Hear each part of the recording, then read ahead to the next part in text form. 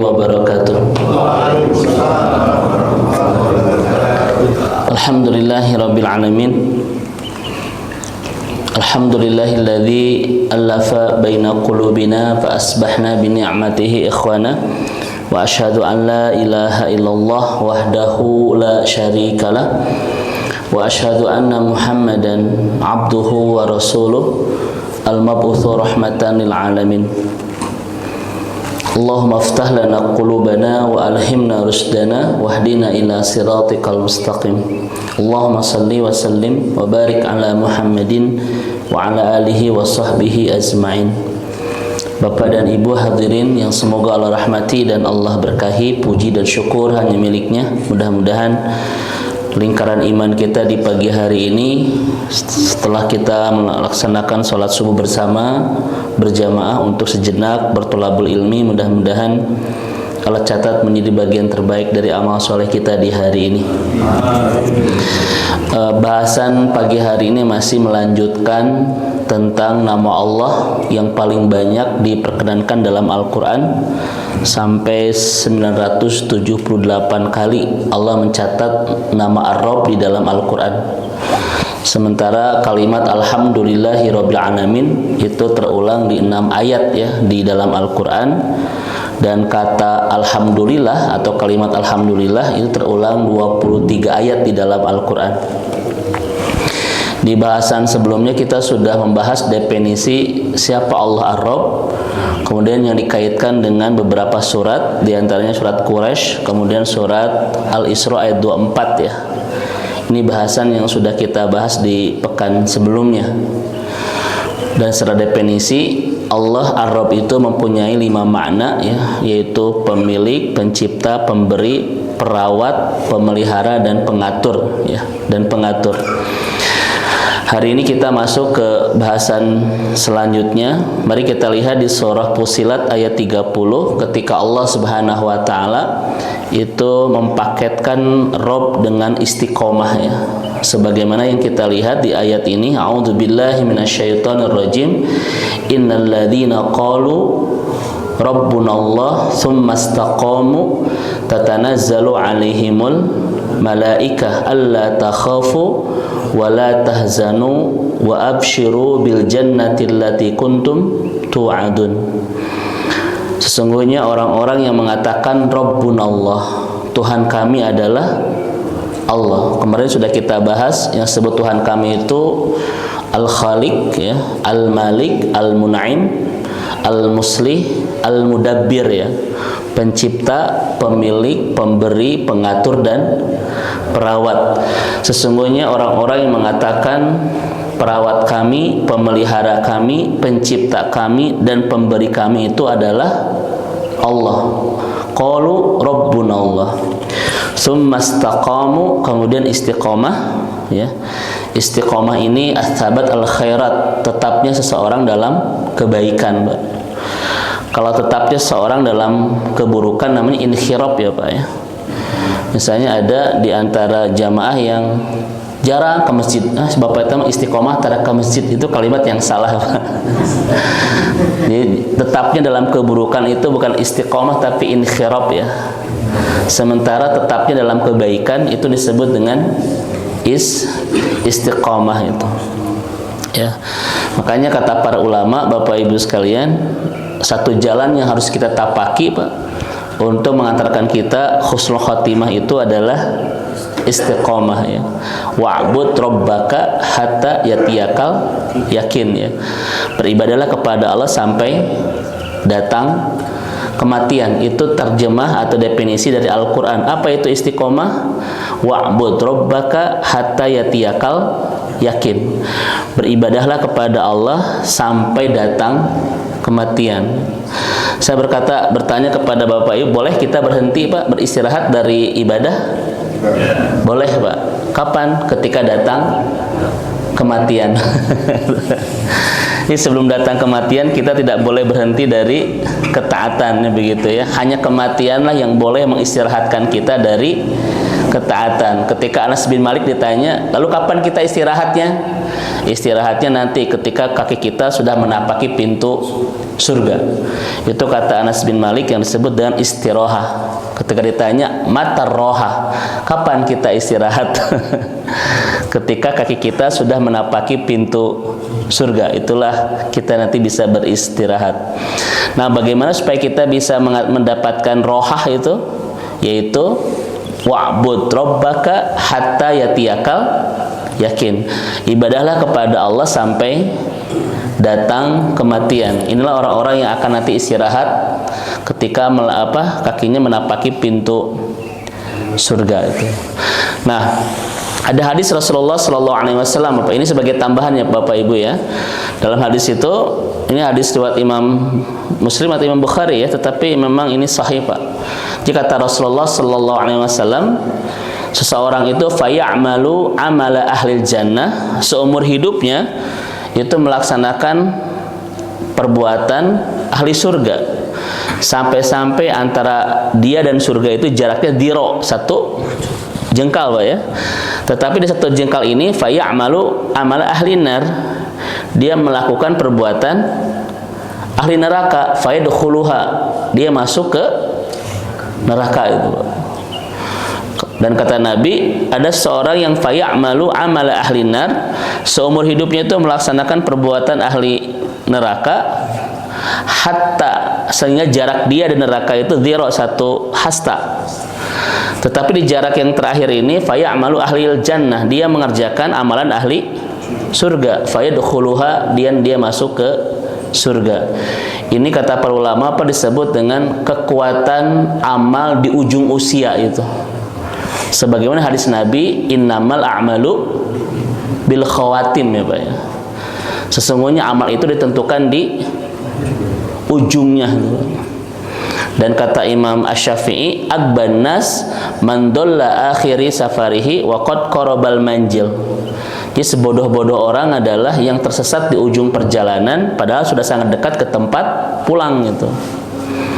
Ustadz kalau begitu mah kewe pas badai di ujung gitu, kita solehnya begitu. Bisa begitu nggak Pak? Bisa, asal kita tahu kapan ujung kita itu. Itu masalah. Jadi kekuatan amal kebaikan di awal tidak berarti kalau kita tutup dengan keburukan, dan keburukan di awal pun tidak berarti kalau kita tutup dengan kebaikan. Ustadz saya mah nanti pada insafnya mentos di ujung usia gitu. Bisa Bapak Ibu? Bisa, asal kita tahu kapan kita ujungnya kapan tuh Pak. Tapi di antara kita tidak ada yang tahu Bapak Ibu ya. Betul kan? Tidak ada yang tahu. Makanya apa kata Luqmanul Hakim kepada anaknya? La tu'akhiri taubah fa innallaha ya'ti baghtah. Jangan akhirkan pertobatan karena kematian datang tiba-tiba. Jadi karena kita tidak tahu kapan ujung kita, satu-satunya jalan adalah istiqomah. Dah itu Pak. Betul ya? Kalau Bapak Ibu tahu ujung kematian kita kapan, mangga silakan Pak. Sekarang hari-hari dulu lah. Maksiat wada namanya Pak ya, maksiat perpisahan itu. Nanti di ujung usia kita baru bertobat bisa. Tetapi memang kita tidak tahu kapan usia kita. Saya ngisi Bapak Ibu sekalian di kajian, di salah satu kajian di Cimahi itu. Jadi di Cimahi itu ada orang soleh Pak. Dia itu berpesan kepada keluarganya begini-begini, karena nanti saya akan meninggal hari ini gitu Pak, tanggal sekian gitu. Dan itu terjadi itu Pak. Kata si ibu itu yang cerita kepada saya. Jadi kata beliau itu orang soleh itu bisa menentukan dan bisa tahu jadwal kematiannya itu. Ya. Ini kalau bapak-bapak dan ibu-ibu tidak tahu, berarti tandanya apa? Saya baca kajian ini, ternyata tidak ada satupun petunjuk ya saja bahwa orang soleh itu bisa menentukan kapan terjadinya kematian Pak. Hatta Nabi saya tidak tahu gitu ya. Ustaz, ini nyata kisahnya begitu. Itu bisa jadi ujian iman kita Pak. Kematian itu tidak bisa diprediksi kapan datangnya. Bapak misalnya, saya kayaknya bulan Desember dia nggak bisa ya Pak. Karena kita tidak tahu jadwal kematian kita. Bahkan kata para ulama, datangnya itu tiba-tiba Maka istiqomahlah sekarang sampai menunggu kematian, Pak. Karena ternyata ujung usia itu sangat berpengaruh terhadap masa depan akhirat kita. Ya. Puluhan tahun dalam ketaatan menjadi tidak berarti ketika kita tutup dengan kemaksiatan. Pun sebaliknya itu. Kemaksiatan bertahun-tahun pun akan menjadi tidak berarti ketika kita mengakhiri hidup ini dengan ketaatan kepada Allah Subhanahu wa ta'ala. Mudah-mudahan yang hadir di sini adalah hamba-hamba Allah yang terus kita bersama-sama dalam ketaatan sampai ujung usia kita, Pak. Ya, begitu. Nah, Bapak dan Ibu yang semoga Allah rahmati dan Allah berkahi, di sini mari kita lihat Ibu dan Bapak, kenapa setelah kalimat Rabbunallah summastaqamu, kemudian kamu harus istiqamah itu. Ketika orang mengatakan Rabbunallah, ini kan pernyataan keimanan, Pak ya. Saya redo diurus, diatur, dirawat oleh Allah. Artinya ini proklamasi keimanan, Bapak dan Ibu. Innalladzina qalu Rabbunallah. Orang-orang yang mengatakan Tuhan kami, perawat kami, pemelihara kami, pengatur kami adalah Allah. Ini iman, Pak. Tsumastaqamu, kemudian dia harus istiqamah itu. Ya. Maka di ujung kehidupan orang seperti ini, Bapak Ibu sekalian, tatanazzalu alahil malaikah. Malaikat akan turun, alla takhafu, jangan khawatir dengan masa depan akhirat, wala tahzanu, dan jangan bersedih, Anda akan meninggalkan dunia, wa absyiru, dan berbahagialah. Kenapa? Bil jannatil lati kuntum tu'adun, dengan surga yang sudah Allah janjikan. Sebagian tafsir diantaranya Ibnu Katsir mengatakan ini bisikan kelak di ujung usia kita dari malaikat ketika kita akan meninggal, ketika istiqomah dalam keimanan itu. Mudah-mudahan Bapak Ibu ya, di ujung usia kita itu bisikan kita seperti ini, Bapak Ibu ya, dari para malaikat itu. Jangan khawatir jangan khawatir untuk menghadapi akhirat, dan jangan bersedih meninggalkan dunia. Berbahagialah karena Allah sudah menjanjikan surga itu. Ini kan takhaf itu, khawatir itu biasanya untuk apa? Untuk yang akan datang. Kesedihan itu masa lalu, Pak. Makanya orang tidak akan bahagia kalau terlalu banyak kekhawatiran ke masa depan dan kesedihan ke masa lalu. Maka orang seperti ini biasanya tidak bisa bahagia. Dan kenyataannya banyak, Pak, orang yang hidupnya hari ini tapi hatinya repressing wae, Pak ya. Ke masa depan nanti bagaimana, ya kumaha itu, Pak. Atau ke belakang, Pak ya. Pernah mendapatkan banyak kisah-kisah kesedihan itu. Maka orang seperti ini agak susah bahagia. Kalau ingin bahagia, jangan banyak khawatir dengan masa depan, jangan banyak bersedih dengan masa lalu ya. Kalau bahasa kita, don't worry. Nah itu, Pak ya. Mudah-mudahan di ujung usia kita mendapatkan bisikan ini, Bapak Ibu ya. Jangan takut Anda meninggalkan Jangan takut Anda untuk datang ke akhirat, dan jangan bersedih meninggalkan dunia. Berbahagialah karena Allah sudah menjanjikan surga itu ya. Masya Allah. Mudah-mudahan Bapak dan Ibu, inilah cerita tentang kematian yang terindah, yaitu husnul khatimah. Nah, pertanyaannya Bapak Ibu sekalian, kenapa setelah pernyataan iman Rabbunallah itu summastaqamu, Anda harus istiqamah? Sebagaimana seorang sahabat itu bernama Abdullah Ats-Tsaqafi ya. Jadi Ibnu Abdullah Ats-Tsaqafi ini bertanya sama Rasulullah sallallahu alaihi wasallam ya, quli fil Islam qaulan la as'alu anhu ahadan ghairok. Jadi kata Ats-Tsaqafi ini, ya Rasulullah, katakan kepadaku satu perkataan yang tidak aku tanyakan kepada selain engkau. Kata Rasulullah, amantu billah, aku beriman kepada Allah, tsummas taqim, kemudian istiqamah, Pak. Ini menarik Bapak Ibu. Setelah kita menyatakan keimanan Rabbunallah, Tuhan kami adalah Allah, harus istiqamah itu. Kira-kira kenapa Bapak Ibu? Kenapa setelah iman harus istiqamah itu? Ini masih ada. Karena Bapak Ibu jawabannya adalah surah Al-Ankabut ayat 2. Karena paket dari keimanan itu adalah ibtila ya Pak, ujian. Sebagaimana yang Allah sampaikan, ahasiban nas ayat roku ayyaqulu amanna wa hum la yuftanun. Maka Ibu dan Bapak, ketika kita sudah menyatakan aku beriman kepadamu ya Allah, maka paket selanjutnya setelah itu adalah ujian, Pak. Adalah apa?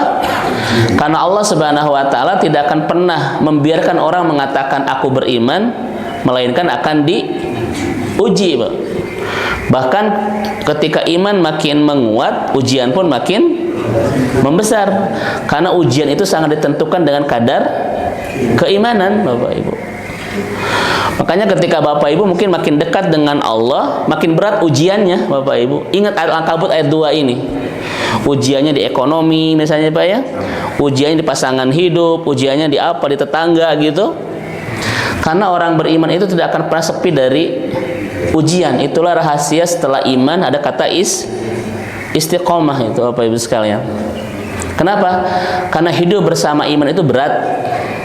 Kenapa disebut berat? Banyak ujian. Ustaz, saya mah tidak mau diuji, ya jangan beriman. Dan ujian itu disesuaikan dengan kadar keimanan. Saya tanya kepada Bapak Ibu, sabar itu ada batasnya tidak? Kan orang mengatakan sabar tiada berbatas. Bapak Ibu setuju? Berarti ada batasnya, Pak? Ini ada dua opsi kelihatannya, Pak. Anu setuju, anu henteu. Ada batasnya apa sabar itu? Ada. Nabi mengatakan dalam hadis Bukhari kan, isbiru hatta talqauni alal haud. Bersabarlah Anda sampai menemukan aku di telaga haud. Itu kata Nabi. Jadi sabar itu ada batasnya. Kapan batasnya? Pertemuan dengan Nabi di telaga haud. Gitu. Nah sekarang sudah sampai telaga apa? Belum. Ini baru sampai Tegalega. Maka jangan berhenti kesabaran kita, karena kita belum sampai ke batas kesabaran, yaitu pertemuan dengan Nabi di telaga haud. Ini pun kata para ahli syarah bahwa kesabaran dalam menghadapi ujian, cara terbaik kita untuk bertemu baginda di telaga haud itu, dan kita minum bersama-sama dengannya itu. Nah, kalau kita belum sampai ke telaga, Bapak Ibu jangan pernah berhenti kesabaran. Ada nggak yang saat ini sudah berhenti kesabarannya? Ada. Bukan dia sudah sampai ke batas kesabaran, tapi imannya tidak bisa menguatkan daya kesabarannya, Pak. Artinya apa, Bapak Ibu sekalian? Ujian itu sangat ditentukan oleh kadar keimanan, Pak. Makanya kalau Bapak Ibu diuji makin berat, maka kalau kata para ulama adalah Allah yakin dan tahu kehebatan iman kita itu. Soalnya Bapak Ibu ya, kalau Allah menguji hidup kita dan ujian yang makin berat, itu tandanya Allah tahu kehebatan daya iman kita, Pak. Karena seseorang itu tidak akan diuji melampaui kekuatan imannya. Ustaz, Abi mah alhamdulillah saya patus kados ujian, Mbak. Berarti Allah tahu kualitas iman kita. Lihat para nabi Bapak Ibu sekalian ya, mereka adalah orang-orang yang hebat imannya kepada Allah Subhanahu wa taala, dan lihat ujian-ujian kehidupannya itu melampaui kita semua. Gitu. Nah, ini Ibu dan Bapak yang dirahmati Allah. Maka setelah kita mengatakan iman kepada Allah, harus istiqomah. Kenapa? Karena setelah itu banyak ujian, Pak. Contoh Bapak Ibu sekalian. Ujiannya adalah, ini contoh satu, Pak. Kelapangan dan kesempitan. Banyak orang yang makin dekat kepada Allah ketika diuji dengan kelapangan, tapi pelan-pelan menjauh dari Allah ketika diuji dengan kesempitan. Ada Bapak Ibu? Yang sebaliknya juga ada, Pak. Makin dekat dengan Allah ketika diuji dengan kesempitan, tapi makin pelan-pelan menjauh dari Allah ketika diuji dengan kelapangan. Saya tanya kepada bapak-bapak di sini, Pak, kenapa subuh ini bisa kajian? Karena ada waktu. Kalau tidak ada waktu, ngaji tidak? Entah Ustaz, tidak istiqomah tuh. Mau lapang, mau sempit, tidak boleh mengubah frekuensi ketaatan kita kepada Allah, Pak. Itu istiqomah namanya. Karena ada orang yang dekat dengan masjid ketika ada waktu luang, tidak pernah ke masjid ketika tidak punya waktu. Itu namanya tidak istiqomah. Pak, kenapa bisa ngaji? Mumpung aya waktos Ustadz gitu. Peminta aya waktos, ya moal tiasa. Itu tidak bisa Bapak Ibu ya. Makanya kan kemarin sudah kita bahas Bapak Ibu, bal tuhibbunal ajilah wa tadarunal akhirah. Orang-orang yang hatinya sudah melekat dengan dunia pasti akan menggampangkan urusan akhirat. Mau sibuk, mau tidak sibuk, jangan mengubah frekuensi ketaatan kita kepada Allah. Itu ujian bukan, Pak? Istiqomah Bapak Ibu gitu. Ya. Ini siap Bapak Ibu istiqomah. Kan begitu Bapak Ibu ya. Ada orang yang dekat dengan Allah Pak ketika diberikan banyak kesempitan. Makanya sampai muncul Bapak Ibu ya, masa muncul istilah itu. Kalau ada orang yang sujudnya lama, itu tandanya apa? Tandanya apa Pak? Tandanya banyak. Isudon nih Pak. Tepat sujud 10 menit Pak. Pas bangun teh Bapak gak ada masalah. Jumatan jam 12, jam 9 sudah ke masjid. Tandanya apa itu Pak? Soleh itu. Saya muncul kita gitu Bapak Ibu sekalian ya. Gitu. Ada orang yang dekat dengan Allah ketika banyak uji, tapi pelan-pelan melonggar hubungan dengan Allah ketika sudah diberikan banyak kelimpahan itu. Ini salah satu ujian Bapak dan Ibu yang dirahmati Allah. Apapun kesibukan, kelapangan dan kesempitan kita, tidak boleh mengubah frekuensi ketaatan kita kepada itu. Berat Pak. Makanya memang butuh keistiqomahan itu. Hidup bersama iman itu memang berat, banyak ujian. Ya, makanya dibutuhkan keistiqomahan. Nah, pertanyaannya Bapak Ibu sekalian yang dirahmati Allah Subhanahu wa taala, kenapa hidup bersama iman itu banyak ujian? Bahkan Rasulullah SAW mengatakan dalam sebuah hadis, "Innallaha idza ahaba 'abdan ibtala." Kalau Allah sudah mencintai seorang hamba, maka pasti akan banyak diuji ya Pak ya. Begitu. Itu proklamasi dari Rasulullah sallallahu alaihi wasallam tentang iman dan hamba yang sangat dicintai oleh Allah pasti hidupnya banyak ujian, Pak. Saya sedikit saja Bapak Ibu sekalian. Kenapa orang-orang yang beriman dan yang sudah Allah sebut Allah mencintainya pasti hidupnya banyak dengan ujian? Kita lihat kalimat dari salah satu syekh ulama ahli tafsir, fa anta sababu wujudika fid dunya al-ibtila. Ya, sebab Anda ada di dunia ini untuk diuji. Li'annal jannata laha thamanun.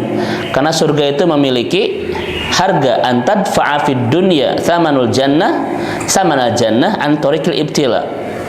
Dan kita bisa membayar harga surga di dunia ini melalui jalan ujian, Pak.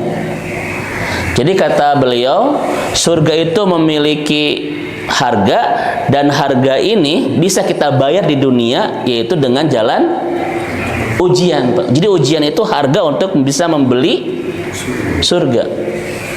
Ini kata beliau Bapak Ibu sekalian.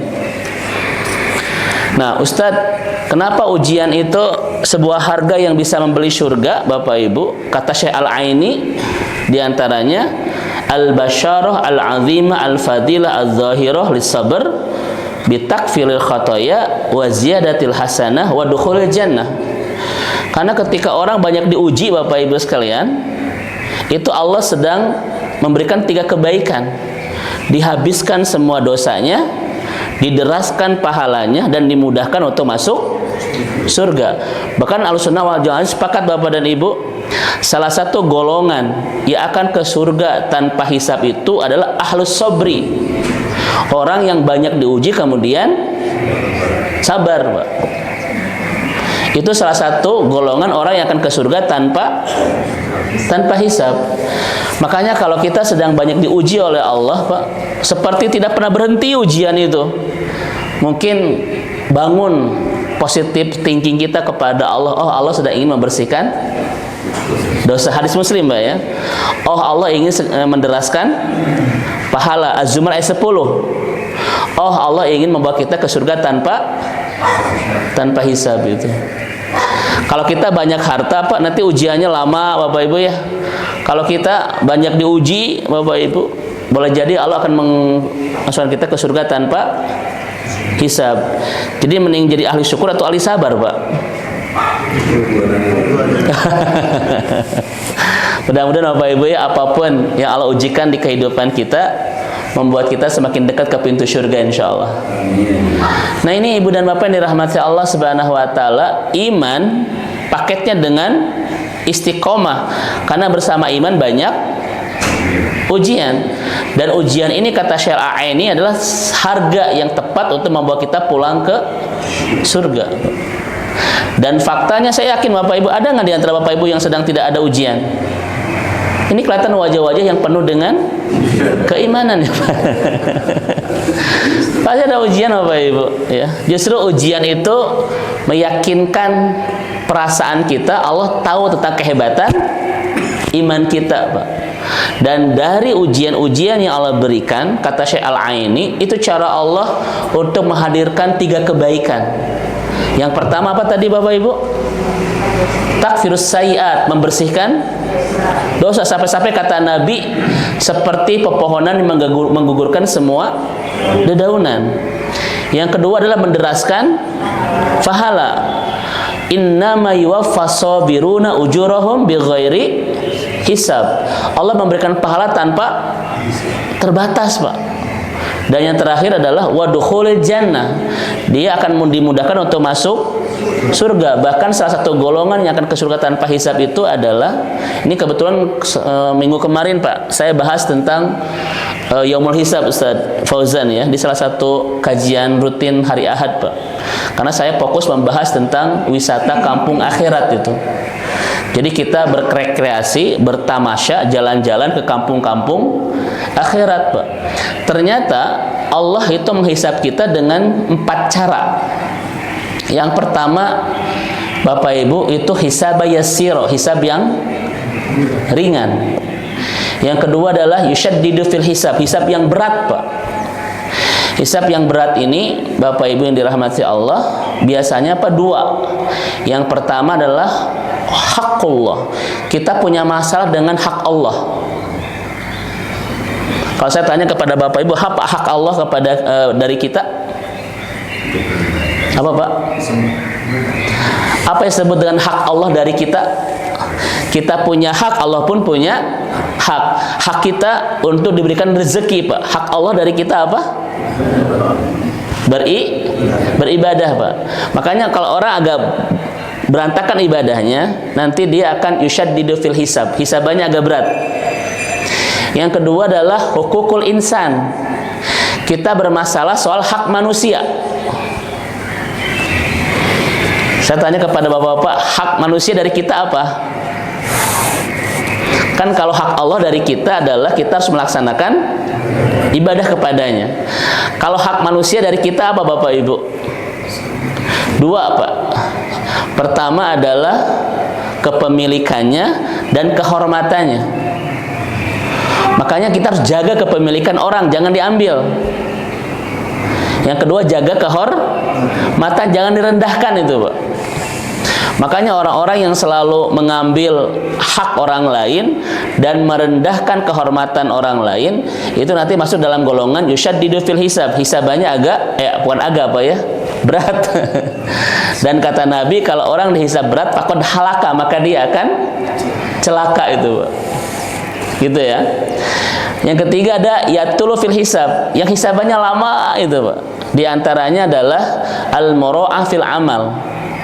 Orang yang ibadah tapi niatnya itu suka salah Pak ya. Niatnya bukan karena diperiksa sesuatu. Nah ibadah ini kamu teh ria, ibadah ini kamu teh bukan karena Allah. Tak satu Bapak Ibu sekarang, Allah tuh nanti detail banget Pak menghisabnya itu.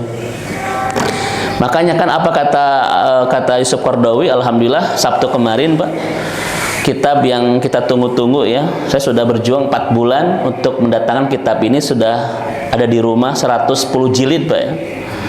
Karangan Yusuf Qaradawi, saya ambil dari Libanon Bapak Ibu ya. Itu dari awal sampai akhir beliau bikin karya Pak, itu ada semuanya di kompilasi. Namanya Al-Mawsu'ah Al-A'mal Al-Kamilah, 110 jilid. Itu 40 juta itu, Pak.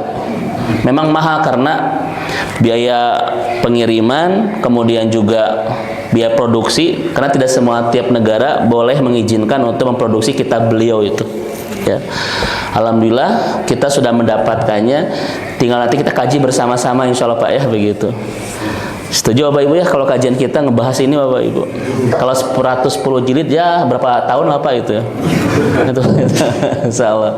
Mudah-mudahan jadi jadi tambahan-tambahan ilmu buat kita semua insya Allah. Itu Pak. Nah Bapak Ibu yang dirahmati Allah, kata beliau Pak, ada orang yang sholat di masjid yang sama, di saf yang sama, sholat bersama-sama, apakah pahalanya sama? Kata beliau, boleh saja pahalanya itu seperti timur dan barat.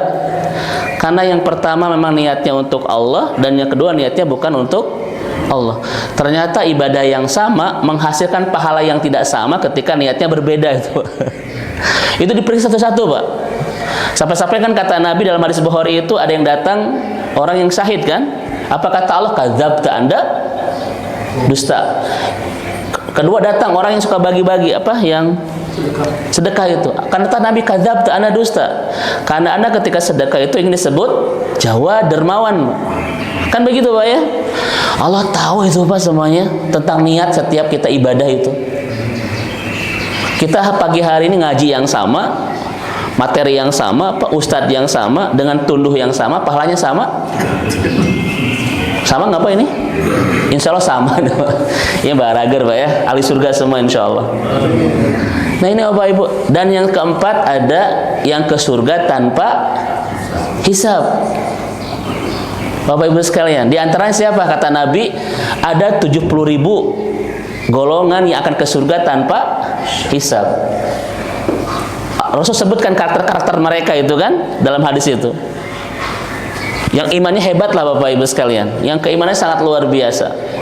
Ukasah berdiri, ya Rasulullah, ud'uni, doakan aku antaj'ala minhum, agar menjadi bagian dari 70 golongan itu. Kata Nabi, Anda menjadi bagian dari 70 itu. Seorang sahabat yang kedua berdiri Bapak Ibu, ya Rasulullah, ud'uni, doakan aku agar menjadi 70 golongan itu. Kata Nabi, sabaqaka bihal ukasah. Ukasah sudah mendahuluimu. Sebetulnya itu bahasa Nabi, iman Anda itu tidak sehebat Ukasah gitu Pak. Tapi Nabi itu kan bahasanya bagus. Ukasah sudah mendahuluimu. Itu bahasa penolakan Nabi. Karena iman sahabat ini tidak sehebat imannya Ukasah. Kalau Nabi bilang begini Pak, iman kamu tuh gak layak, kira-kira nyeri hati tuh Pak. Makanya hebat bahasa Nabi itu, sabaqaka bihal ukasah. Ukasah sudah mendahuluimu Pak. Itu hebatnya Nabi ya Pak ya, ketika berdiplomasi. Bahkan ketika Abu Bakar, Umar, dan Abdurrahman bin Auf datang untuk melamar Fatimah, Nabi tolak Pak. Tetapi bahasanya bagus kan? Belum turun keputusan kepadaku dari Allah. Kalau bahasa kita mah, wahyu belum turun kepadaku itu. Nah, sebetulnya Nabi menolak Pak, karena Nabi tahu Fatimah itu akan dinikahkan dengan Ali bin Abi Thalib. Bagaimana tahunya? Ini kisahnya panjang Bapak dan Ibu. Makanya kalau Bapak Ibu punya putri dilamar laki-laki, nolak, ini kalimatnya Pak, wahyu belum turun kepadaku gitu. Ini bahasa Rasulullah Shallallahu Alaihi Wasallam. Nah, Ibu dan Bapak yang semoga Allah rahmati dan Allah berkahi, maka setelah Bapak Ibu mengatakan Rabbunallah, pengurus aku adalah Allah, perawat aku adalah Allah, pemelihara aku adalah Allah Pak, maka orang seperti ini pasti akan banyak ibtila, ujian-ujian, ujian-ujian keimanan. Maka dibutuhkan keistiqomahan. Ya, inilah Bapak Ibu rahasia kenapa setelah pernyataan Rabbunallah dikaitkan dengan summas taqamu. Karena hidup bersama iman ini hidup penuh dengan ujian, sangat dibutuhkan daya keistiqomahan, ya. Makanya kan dulu pernah kita sampaikan Bapak Ibu sekalian ya. Apa kata Qardawi itu? Al ibadah qissatu sabr. Ibadah itu cerita tentang sebuah kesabaran, Pak, keistiqomahan dalam melaksanakan. Kenapa ibadah itu disebut dengan kisah tentang sebuah kesabaran? Karena dalam ketaatan kita sedang menggabungkan dua kesabaran. Yang pertama as-sabru ala fi'lihi, kesabaran dalam melakukannya. Yang kedua as-sabru ala aqdaril mu'allimah, kesabaran dalam menanggung segala kesulitannya. Jadi setiap ibadah itu pasti ada kesulitan, dibutuhkan keistiqomahan kita dalam kesabarannya itu. Coba Bapak Ibu kita ngaji pagi hari ini ibadah bukan Pak? Ada kesulitannya? Apa itu? Tunduk. Tahajud Pak, itu ibadah ada kesulitannya? Apa? Tunduh deh. Nikah itu ibadah bukan Pak? Ada kesulitannya? Apa? Tunduh deh. Saya tunduh. Selalu ada kesulitan dalam ketaatan. Kenapa? Li'annal ibadah khilafus syahwat. Karena ketaatan itu berlawanan dengan hawa nafsu kita, Pak ya. Itu kata Yusuf Qardawi begitu. Dibutuhkan keistiqomahan.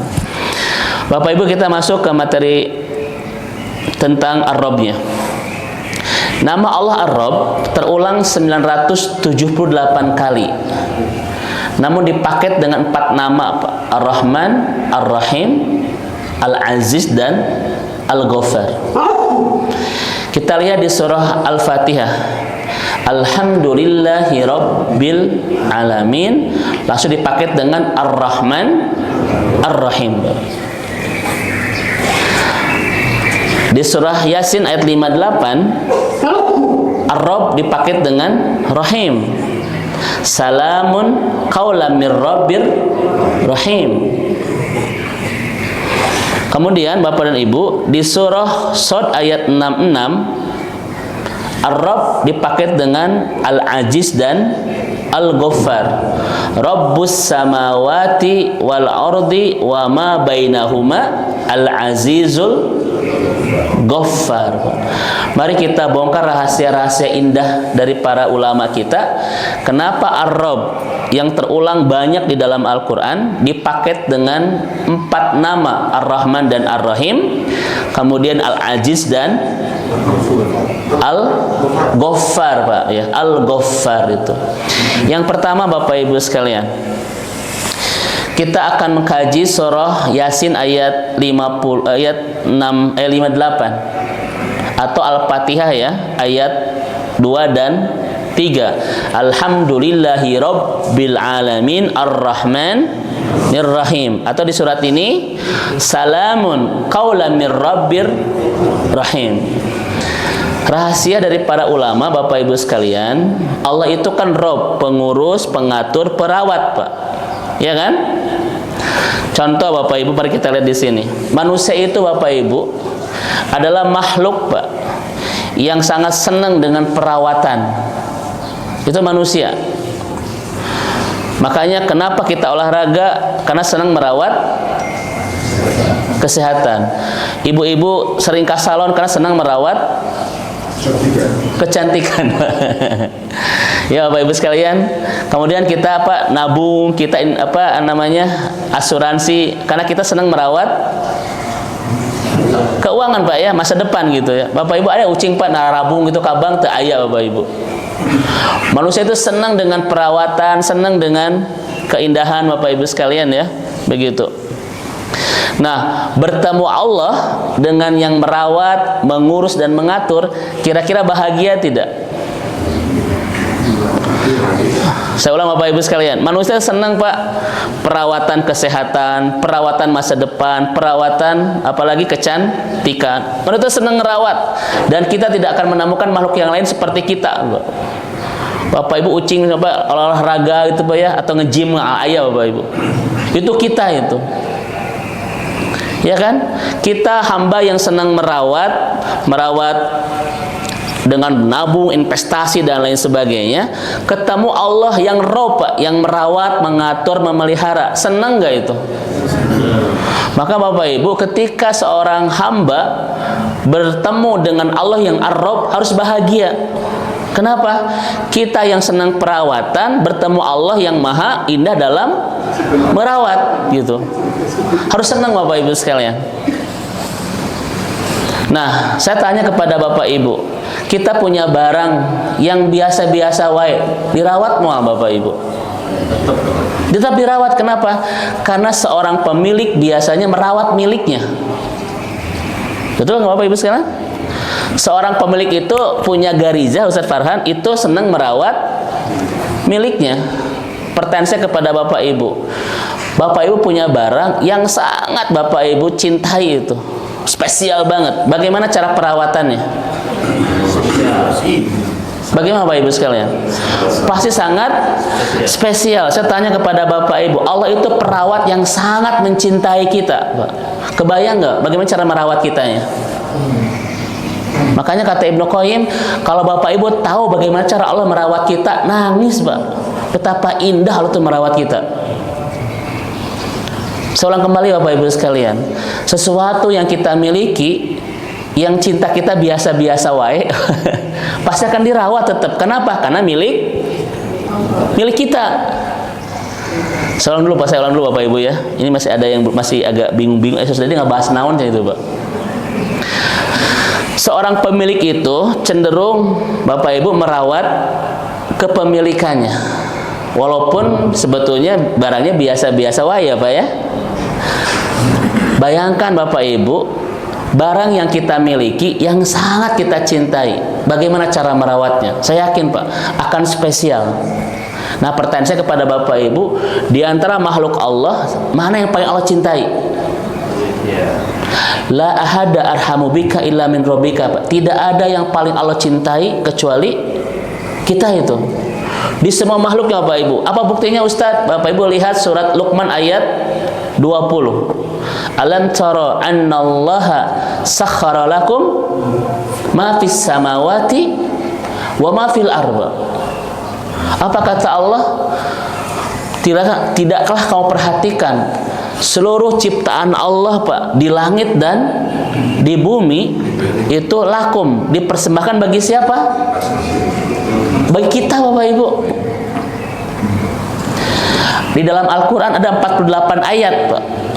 Allah ciptakan ini untukmu, Allah ciptakan ini untukmu, Allah ciptakan ini untukmu terus Bapak Ibu sekalian. Kenapa? Karena banyak makhluk Allah yang diciptakan, yang paling Allah cintai adalah siapa Bapak Ibu? Manusia.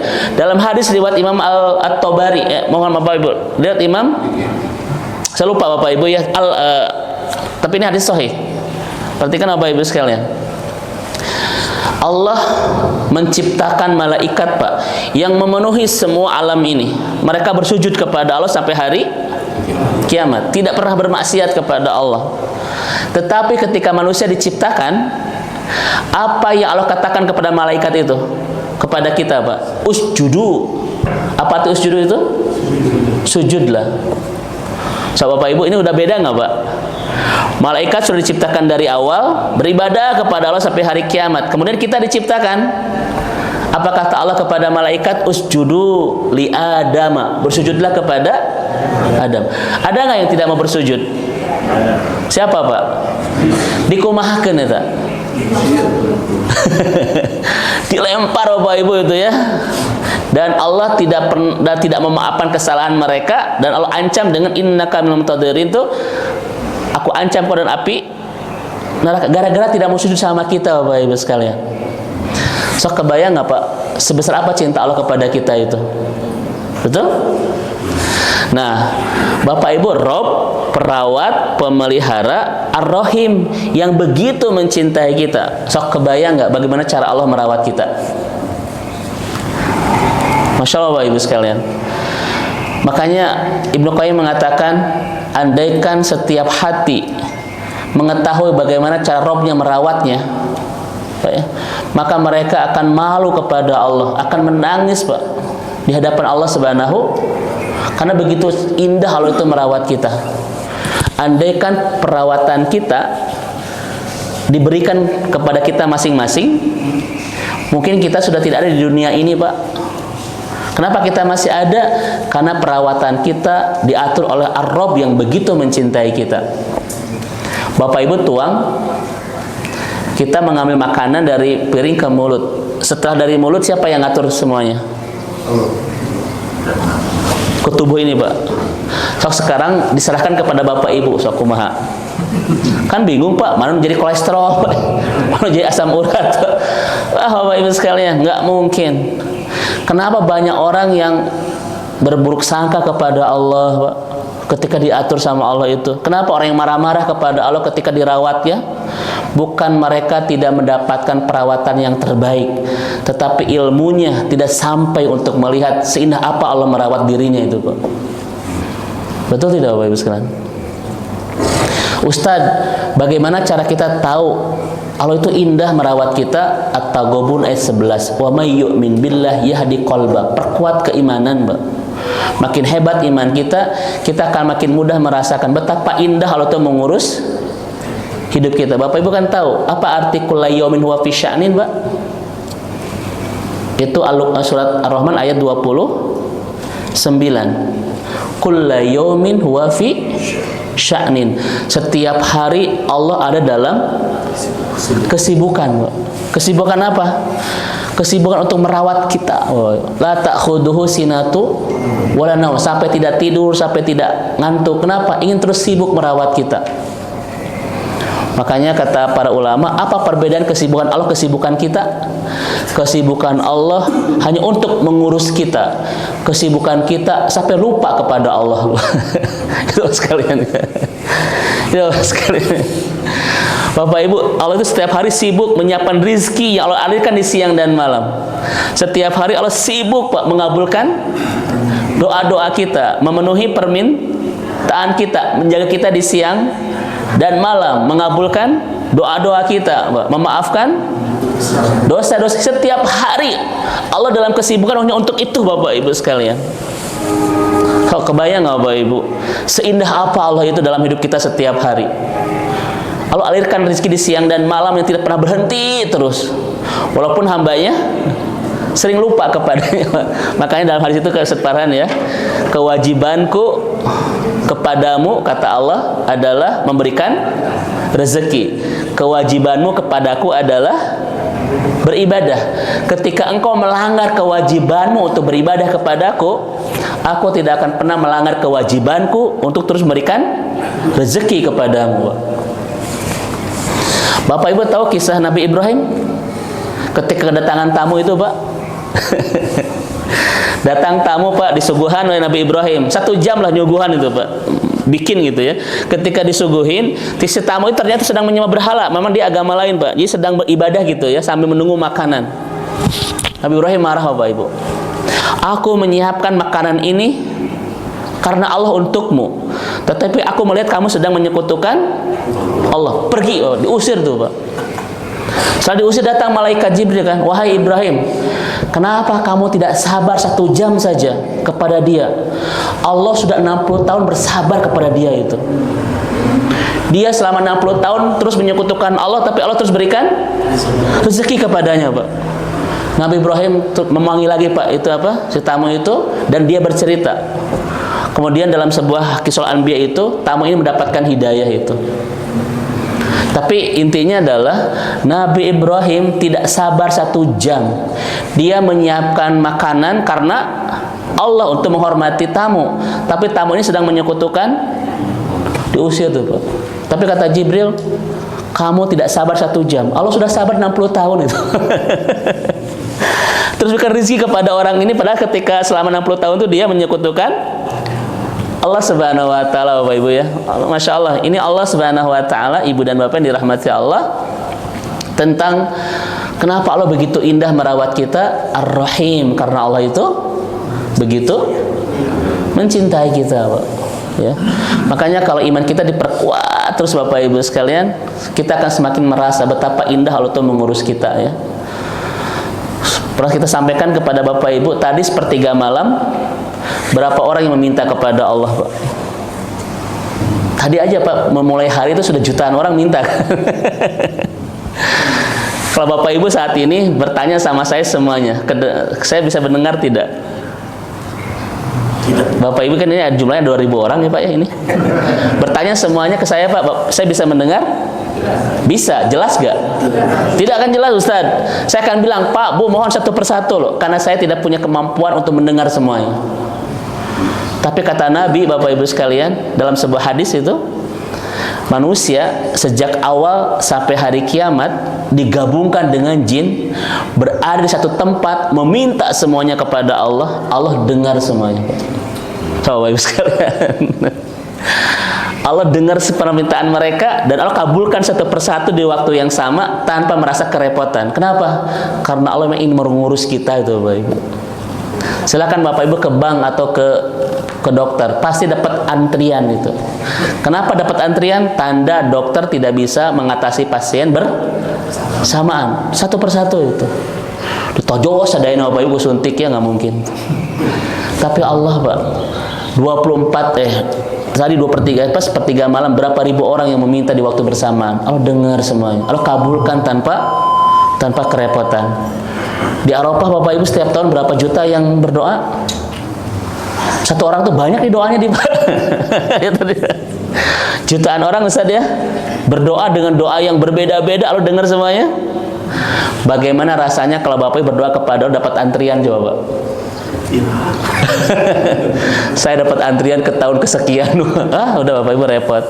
Kenapa Allah itu kulla yaumin fi sya'nin, setiap hari ingin terus sibuk mengurus kita. Kenapa? Rabbur Rahim, kita diurus oleh Allah yang bukan biasa tapi yang begitu mencintai kita Bapak Ibu. Maka kalau dengan ayat ini kata para ulama Bapak Ibu sekalian, itu memunculkan sikap ridho Pak terhadap apapun perawatan Allah dalam hidup kita. Kenapa? Karena perawatan Allah datang dari yang sangat mencintai kita itu. Bapak Ibu yang dirahmati Allah, ini lihat Bapak Ibu ada kalimat tastari fi ta'irahu anta bal ta'lam man yaquduha. Bapak Ibu misalnya ke Jakarta atau kemana dari Bandung naik pesawat ke Bali atau ke luar negeri Pak. Di pesawat bisa tidur tidak? Bisa istirahat Bapak Ibu? Saya tanya, Bapak Ibu tahu siapa pilotnya? Kenapa bisa tenang Pak? Kita tidak tahu siapa yang mengemudikan pesawat itu. Itu Pak. Tetapi Bapak Ibu tahu siapa yang ngatur dunia ini? Tahu cintanya kepada kita. Tapi kenapa kita tidak tenang Bapak? Khawatir aja itu. Ini kata ulama Pak itu ya. Bapak Ibu dari Bandung ke Yogyakarta naik kereta api, bisa tidur di kereta api Pak sambil berakapela itu wak gitu Pak? Tahu kan? Bisa kan? Siapa masinisnya? Kita kenapa kita tenang Pak? Kita tidak tahu siapa yang mengendalikan kereta api itu. Siapa yang mengendalikan pesawat itu? Kita tidak tahu tapi kita tetap tenang. Lalu kenapa Bapak Ibu tahu siapa yang ngatur dunia ini yang begitu mencintai kita tapi kita tidak tenang itu? Khawatir rezeki, khawatir ini, khawatir itu, khawatir itu. Padahal seharusnya lebih khawatir mana Bapak Ibu? Lebih khawatir naik pesawat, naik kereta api. Kenapa? Kita tidak tahu siapa nyetir waktunya sih angkot itu apa? Pilot itu. Yang ngatur dunia ini Allah yang merawat kita, yang begitu mencintai kita. Lalu kenapa kita tidak tenang Pak? Banyak kekhawatiran tidak? Banyak. Bahkan Bapak Ibu sekalian, ini kesalahan kita Pak. Bapak Ibu ya, kesalahan kita adalah Bapak Ibu, kita kadang terlalu percaya kepada yang kadang bohong sama kita, tetapi kita kurang percaya kepada yang tidak pernah bohong kepada kita. Contoh misalnya Bapak Ibu dapat selebaran Pak, pembagian iPhone 15 Pro Max di Mall Cimahi jam 12 siang. Kira-kira orang kumpul nggak di sana Pak? Padahal boleh saya selebaran itu hoax itu, ya kan? Dan cuma satu iPhone. Tapi orang pasti kumpul di Mall Cimahi. Apa kata Nabi? Siapa yang semua dosanya ingin diampuni, semua permintaannya ingin dikabulkan, dan doanya ingin dijabah, temui Allah di sepertiga malam. Hadis Muslim Pak. Mungkin bohong tidak? Tidak. Kumpul nggak Pak itu? Itu Pak sekalian. Dengan selebaran kita percaya, saya yakin Bapak Ibu orang Cimahi pasti akan datang ke Mall Cimahi itu, karena ada pembagian. Padahal cuma satu iPhone Pak. Itu juga belum tentu benar, tapi pasti orang kumpul. Nabi itu nggak akan pernah bohong, Pak. Siapa ingin dosanya diampuni, ya kan? Siapa ingin doanya dikabul, tidak terbatas, Bapak Ibu. Siapa permintaan dikasih? Kata Nabi, temui Allah di sepertiga malam itu. Nyawa Bapak Ibu sekalian. Itu ayat. Ya. Makanya kita kurang yakin dengan Allah Subhanahu wa ta'ala ini. Nah, ini yang pertama, Ibu dan Bapak, ya. Jadi jangan ragu dengan perawatan pemeliharaan Allah, Pak. Kenapa? Karena kita dirawat, diatur, diurus oleh Allah yang begitu mencintai kita. Sebagaimana Bapak dan Ibu mengurus, merawat sesuatu yang dicintai, saya yakin spesial itu, Pak. Makanya Allah bilang apa? Biyadikal khair, Pak. Tidak ada yang Allah berikan kepada kehidupan kita kecuali Allah pilihkan yang terbaik. Kenapa? Rabbur Rahim. Karena Allah begitu mencintai kita. Maka yang Allah berikan dalam hidup kita, Pak, bukan asal beri, tapi biyadikal khair, memilihkan yang terbaik. Pertanyaannya, ada nggak pemberian Allah kepada kita yang buruk? Tidak ada. Ada nggak pemberian Allah kepada kita yang baik? Tidak ada, Pak. Yang ada adalah biyadikal khair, yang terbaik gitu, Pak. Itu Al-Qur'an, Bapak Ibu, surat Al-Imran ayat 20 berapa Ustaz? 6 ya? 26 itu. Biyadikal khair, yang terbaik gitu. Kalau Bapak Ibu tidak menerima diberikan yang terbaik, memang memilih yang mana? Itu. Makanya andaikan semua rasa hidup tersingkap, Bapak Ibu tidak akan pernah memilih loh, kecuali yang terjadi. Kenapa? Karena yang terjadi itu pilihan yang terbaik. Sesuatu yang tidak terjadi tak akan pernah seindah, Pak, dengan yang terjadi. Itu Allah, Bapak Ibu. Betul nggak, Bapak Ibu sekalian? Kalau Bapak Ibu, ya Allah kenapa? Ya Allah kenapa? Berarti Ibu Bapak Ibu sedang memilih pilihan yang tidak baik. Itu, Pak. Itu, Bapak Ibu, nggak ada yang tidak baik pilihan Allah itu, ya. Yang kadang ilmu kita tidak sanggup menangkap keterbaikan pemberian Allah itu. Bukan karena pemberian Allah tidak baik, ilmu kita yang sangat sedikit, Pak, gitu. Aduh, Masya Allah, Bapak Ibu, ya. Ya Allah kenapa? Mana tanggung jawabmu, ya Allah? Itu yang mana tanggung jawabmu, kenapa? Itu, ya. Engkau adalah innallaha ala kulli syai'in qadir. Kekuasaan Engkau tidak terbatas. Kenapa rezeki saya sangat dibatasi? Mana tanggung jawabmu, ya Allah? Yang nyarekan tadi, Pak. Masya Allah, begitu, ya. Nah, ini yang pertama, Ibu dan Bapak. Kita, Pak, harus tenang, harus ridho, diatur sama Allah. Karena pengaturan Allah kepada kita bukan pengaturan orang yang biasa-biasa, tetapi yang begitu mencintai kita. Ya. Bagaimana cara merasakan ini, Bapak? Terus perkuat keimanan. Kita lanjut, Bapak Ibu, ke ayat ini. Masih ada waktu sedikit, mohon izin. Allah dipaket dengan Rabbus samawati wal ardi wa ma bainahuma al-aziz. Tadi Ar-Rabb dipaket dengan Ar-Rahim. Allah yang merawat kita, yang begitu mencintai kita. Sekarang Ar-Rabb dipaket dengan Al-Aziz. Allah yang merawat kita, Bapak Ibu, yang Al-Aziz, Pak, yang memiliki keperkasaan, kekuatan, Bapak Ibu sekalian. Al-Aziz itu, ya, bisa dua makna, Bapak Ibu. Jadi jangan khawatir diurus sama Allah. Al-Aziz punya segalanya buat kita. Itu yang pertama, Pak. Kenapa? Al-Aziz maha kuasa itu, maha perkasa. Bapak Ibu, kalau orang tua kita makin kaya, makin makin tinggi jabatannya, kita makin tenang tidak? Makin bangga nggak, Pak? Sok sebangga apa kita diurus oleh Rabbul Aziz itu, yang punya segalanya buat kita. Tapi yang jadi masalah, orang tua kita makin kaya, kita makin bangga. Tetapi kenapa kita tidak bangga diurus oleh Allah yang Al-Aziz, yang punya segalanya buat kita itu? Oh, sekalian, ya, anggapnya harudet, khawatir, seakan-akan ada banyak kebutuhan kita yang tidak bisa Allah sediakan. Betul nggak, Pak? Al-Aziz itu, Bapak Ibu.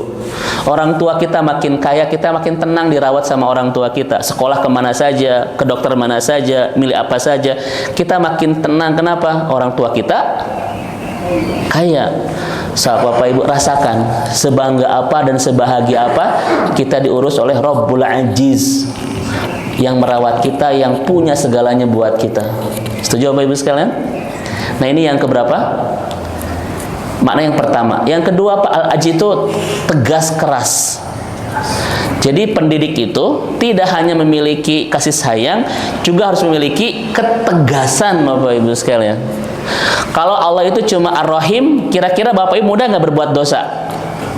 Mudah, Pak. Kenapa? Ustadz, Allah mah maha ngahampura dan mencintai kita. Allah mah maha mengerti kondisi kita. Gitu, Pak ya. Bapak Ibu harus ingat, Allah tidak hanya Ar-Rahim, Allah juga Al-Ajiz, Pak. Tegas kalau kita punya kesalahan, dihukum loh itu. Ya enggak? Dan hukuman Allah itu Bapak Ibu tidak main-main loh. Sampai neraka itu, betul enggak? Makanya pendidik itu selain dia punya Ar-Rahim, juga harus punya Al-Ajiz, punya kelembutan dan punya Kalau Bapak Ibu ke anak cuma hanya Rahim saja, kira-kira anak bagus tidak? Tidak, Pak. Hoyong iyo pamasyarkeun, hoyong iyo dikabulkan, hoyong dikabulkan. Tegas Al-Ajiz itu. Ar-Rahim dan Al-Ajiz, Pak, menyeimbangkan kita dalam pendidikan itu. Makanya apa kata Ibnu Qayyim? Fusadul abna min kibaril aba. Rusaknya anak-anak dari pihak orang tua. Kenapa? Dari pihak orang tua al-ihana. Orang tua itu tegas itu, Pak. Mentang-mentang si anak si mata wayang, dikasih iyo, dikasih itu, dikasih itu. Kira-kira memberikan kebaikan, memberikan keburukan. Kalau pendidikan, Pak, hanya dikawal dengan hanya Ar-Rahim tanpa Al-Ajiz, itu tidak akan seimbang. Betul tidak, Pak?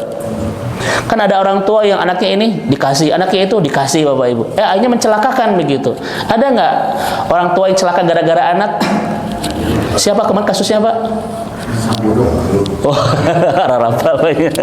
Itu ada, Pak. Fusadul abda min kibalil aba. Rusaknya anak-anak faktor terbesarnya dari pihak orang tua. Al-ihanah, Pak. Cuek gara-gara terlalu sayang, dibiarkan saja. Tetap kita harus tegas Ibu dan Bapak sekalian ya. Jadi Bapak Ibu diurus oleh Allah yang maha tegas. Kira-kira kita makin hati-hati nggak, Pak? Seperti Bapak Ibu punya orang tua yang galak, punya guru yang galak, Pak. Kira-kira kita makin hati-hati nggak? Hati-hati, Pak. Aduh, sieun gurunya galak kan gitu, Pak ya. Allah juga demikian, Pak. Kalau Allah hanya Ar-Rahim, kita akan mudah berbuat kemaksiatan semena-mena. Namun ketika kita tahu Allah pun tidak hanya Ar-Rahim tapi juga Al-Aziz, kita akan seimbang, tidak akan mudah berbuat dosa karena Allah Al-Aziz. Tapi ketika berdosa tidak mudah berputus asa dari ampunannya karena Allah Ar-Rahim. Seorang Bapak Ibu ya, kita tidak akan pernah mudah berbuat dosa karena Allah Al-Aziz, sangat tegas, Pak, dan keras hukumannya.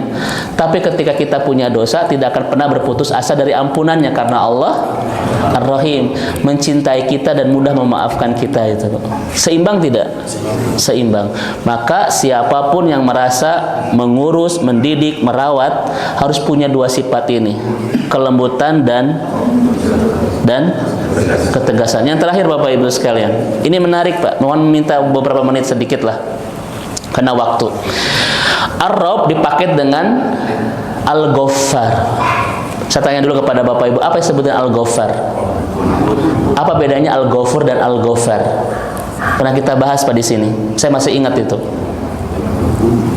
Apa bedanya Al-Ghafur dan Al-Ghaffar?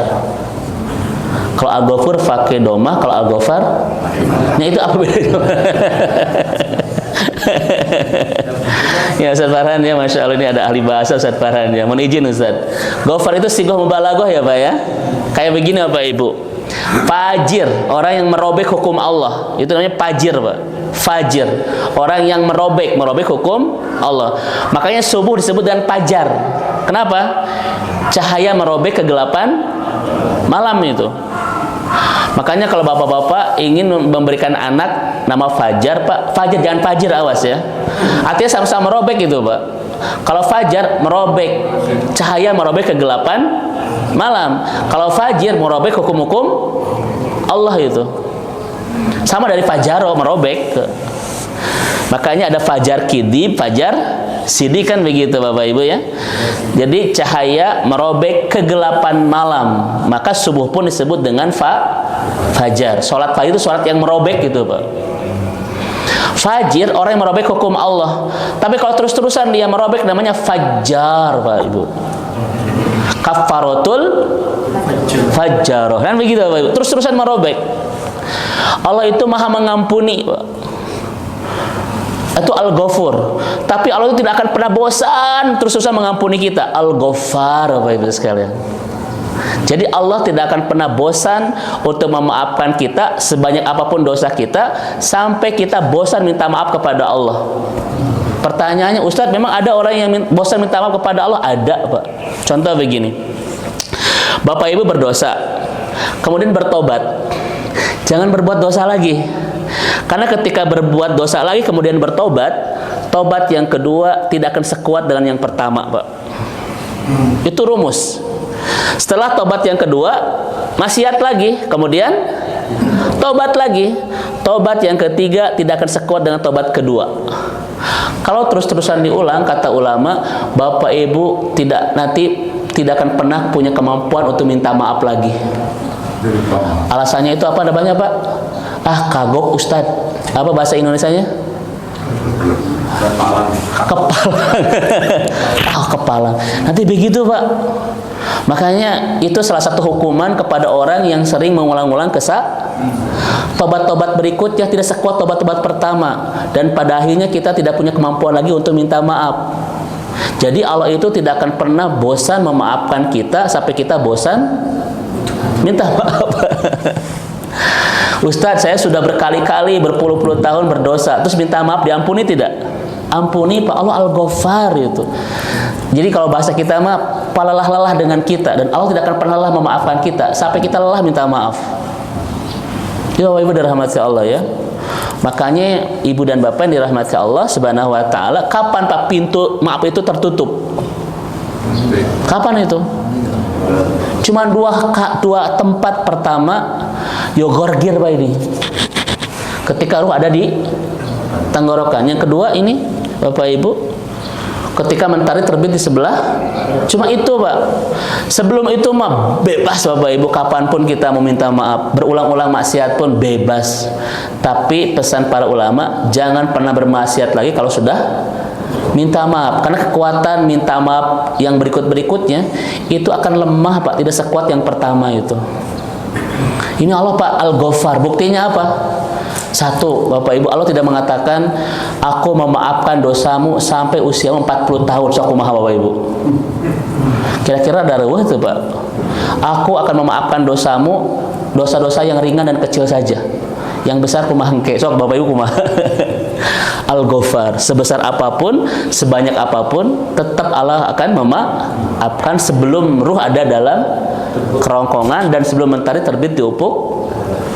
Itu Ghaffar namanya Pak. Nah, seorang pendidik itu Pak, Allah itu pengen bawa kita kemana? Ke surga. Kesalahan kita berulang-ulang sampai kapanpun, Allah tidak kesulitan memaafkannya.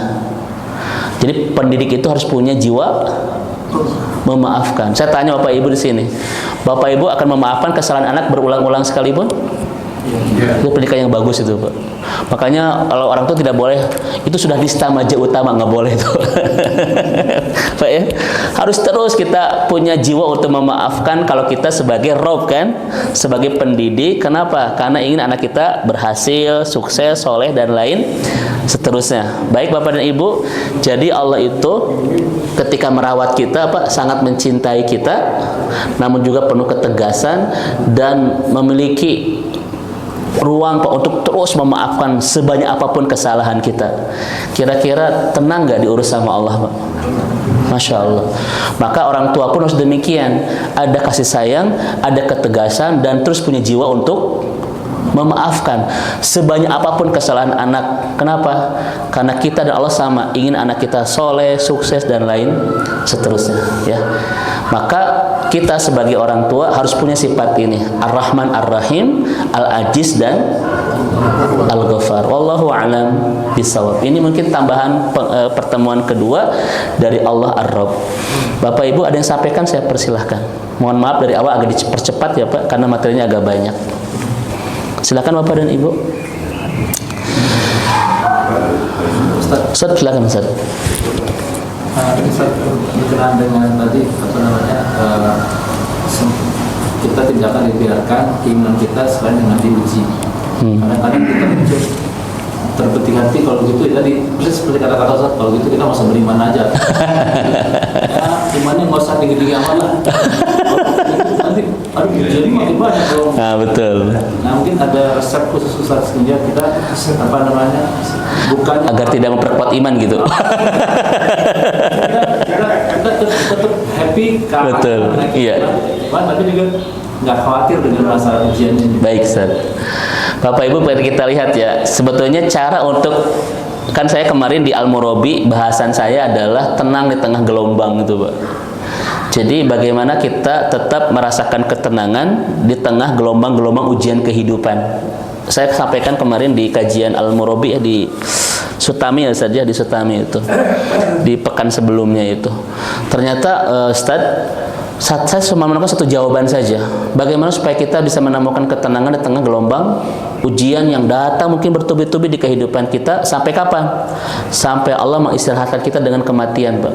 Jadi istirahat dari ujian itu namanya al-maut. Kematian. Maka sebelum datang kematian, kita akan terus diuji oleh Allah Subhanahu wa taala. Ustaz, abdi tos hoyong tidak diuji, berarti Bapak Ibu sudah minta? Nah itu. Karena ujian akan terus kan, walana blukum bisyari wal khairi fitnah. Sebelum kita meninggal, Allah terus uji kita dengan kebaikan dan keburukan ya Pak di kehidupan ini sebagai ujian kehidupan. Dan satu-satunya momen untuk mengistirahatkan kita dari ujian adalah kematian itu. Nah, ternyata Ustaz, saya cuma menemukan satu saja, iman, Pak. Dengan iman Bapak Ibu sekalian. Pertama, di sana saya sampaikan beberapa alasan kenapa iman itu bisa memberikan efek tenang di tengah gelombang ujian itu. Yang pertama, Ustaz, iman itu akan merasakan innallaha ma'ana. Allah tidak pernah meninggalin kita. Bapak Ibu punya masalah, tetapi dibersamai oleh Allah yang punya segalanya, Pak. Kira-kira memberikan efek tenang tidak? Jangankan dengan Allah, Ustaz, kita punya masalah didampingi besti misalnya gitu, Pak. Kira-kira mengurang nggak efek kekhawatiran kita? Mengurang. Ini ada teman-teman yang bisa bantu gitu ya. Coba rasakan, yang membersamai kita siapa?